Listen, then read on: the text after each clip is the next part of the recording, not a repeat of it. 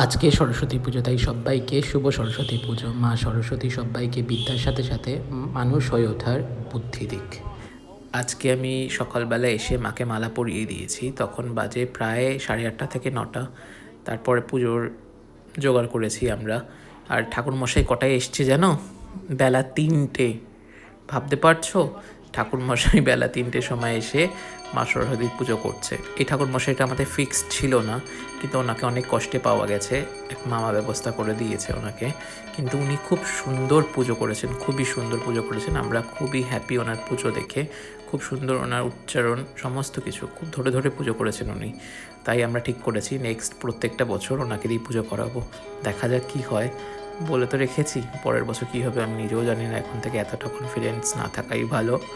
তারপরে আরতি হচ্ছে, আরতির পরে সবাইকে প্রসাদ বিতরণ হয়েছে, আমরাও প্রসাদ খেয়েছি। অনেকক্ষণ